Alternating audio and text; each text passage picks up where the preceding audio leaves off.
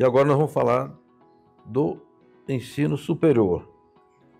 Você considera que essa experiência vitoriosa nas campanhas anteriores gera algum acúmulo de experiência e de forças para a gente tocar a campanha com o superior? Olha, João, eu acredito que sim, porque as categorias, a categoria de professores, a categoria de auxiliares, principalmente a categoria de professores, porque os auxiliares só se referem à educação básica, nos diversos segmentos, e esses diversos segmentos representam vasos comunicantes. Sim. Então, não é difícil que o mesmo professor ou a mesma professora atue no Sistema S, atue na educação básica e também atue no ensino superior. E toda essa campanha que foi feita e foi divulgada, tanto pela comunicação da federação, com muita propriedade, e pela comunicação dos sindicatos, ela repercutiu em todos os segmentos, repercutiu inclusive no ensino superior. E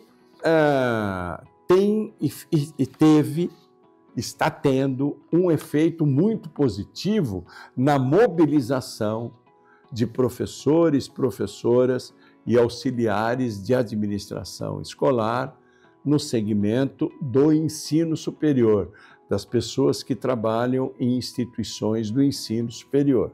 Tá. Então, creio que sim, que esse movimento todo, essa vitória que foi alcançada, também repercute positivamente na mobilização para o ensino superior.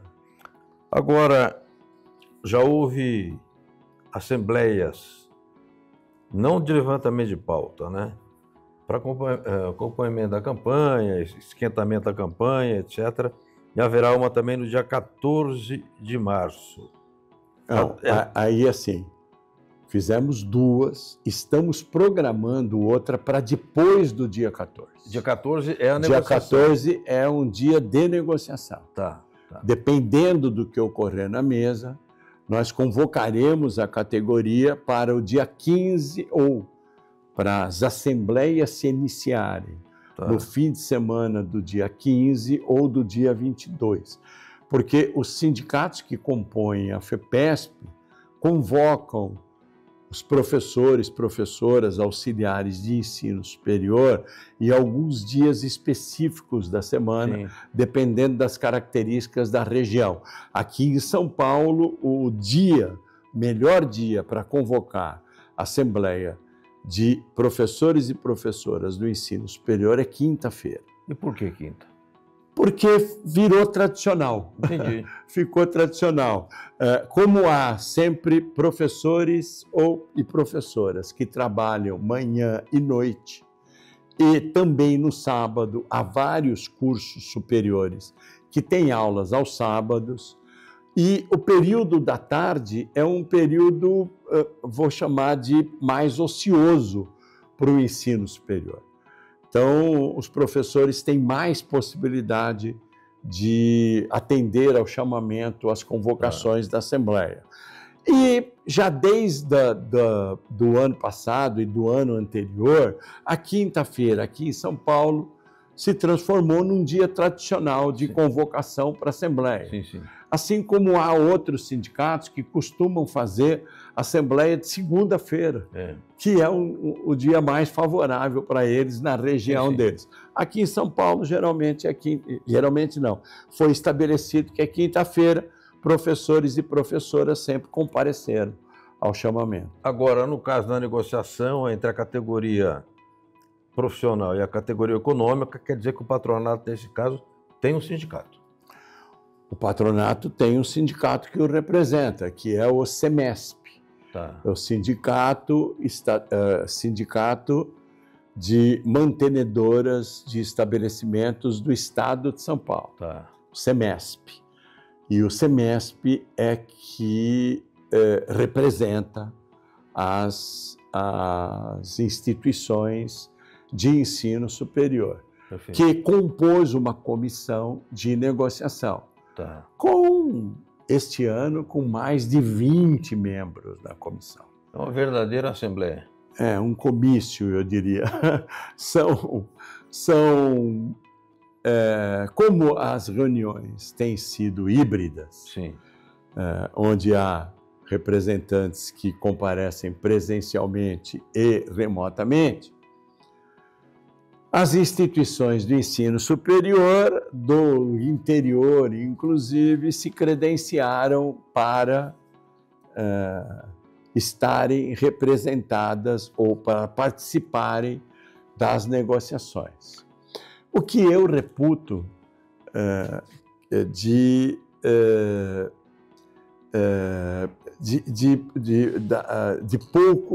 eu reputo que isso significa pouca produtividade nas negociações.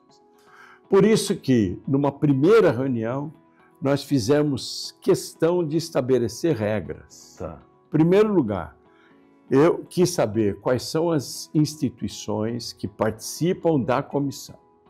Em segundo lugar, não há suplência, não há substituição. Entendi. Porque uma pessoa começa a negociar, no meio do caminho troca João por José, Tá certo. é lógico que não vai haver o acúmulo de negociação. E terceiro lugar, que poucas pessoas se posicionassem. Então, apenas algumas pessoas é que são os porta-vozes, porque não dá para você negociar com 20 pessoas, 20 e tantas pessoas. No nosso caso, nós temos uma comissão de 5 representantes. 5 representantes dos 26 sindicatos, o que é razoável. Sim. Mas também com algumas pessoas só se pronunciando e não há suplente também, todas as pessoas comparecem. Sempre, se não puder comparecer, não pode ser substituído. Mas, no caso do ensino superior, as negociações foram bem diferentes. Agora, no superior, primeira reivindicação, segunda reivindicação, terceira reivindicação, do segmento qualquer. A nossa reivindicação é, em primeiro lugar, aumento real. Tá. Neste último ano, nós conseguimos um aumento real de 0,8% sobre a média das inflações, FIPE e INPC, mas valendo a partir de janeiro de 25. Tá. A data base é março. Sim. Lógico que está incorporada no nosso salário, mas ela passou a vigorar a partir de janeiro. Então, no período de convenção coletiva, nós tivemos vou chamar de aumento real desse aditivo de 0,8 nos meses de janeiro e fevereiro. Esse fato sempre provoca alguma dificuldade, porque, embora foi o único jeito que nós tivemos para ter aumento real.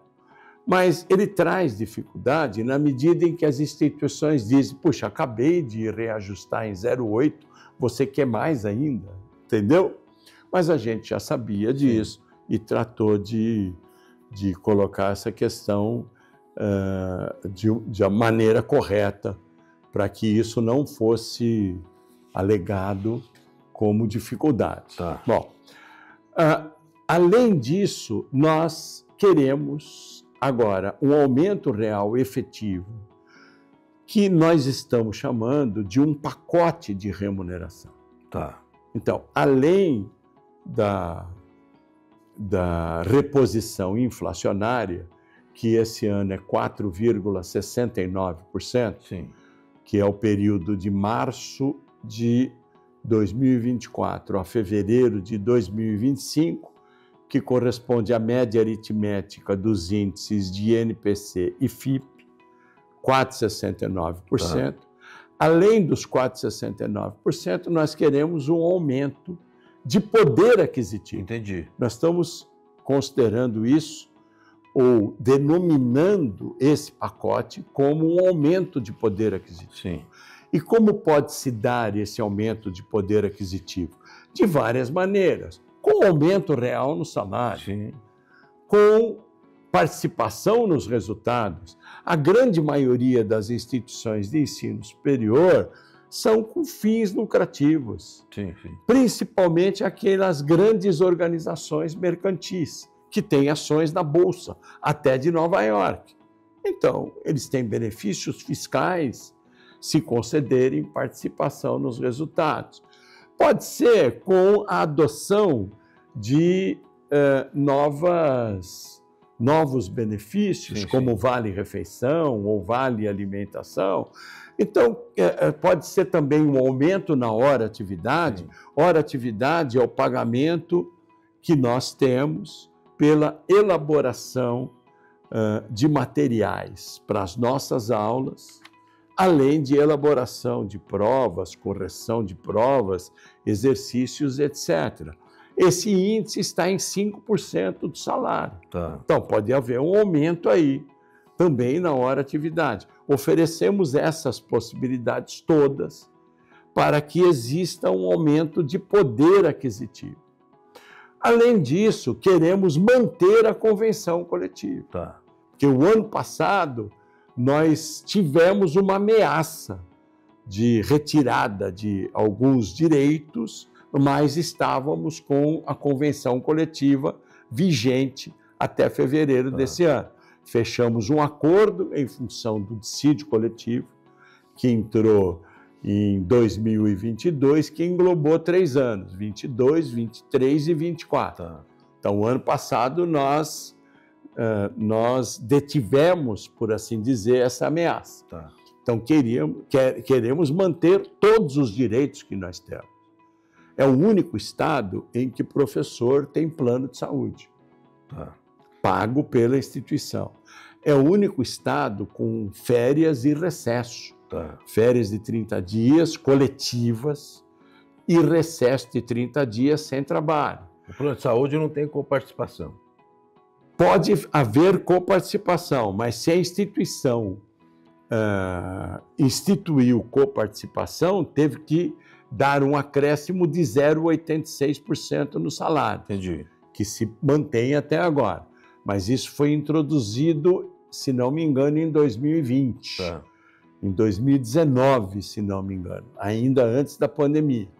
Então, ainda hoje, se a instituição não tem coparticipação e introduzir coparticipação, ela tem que aumentar o salário em 0,86%.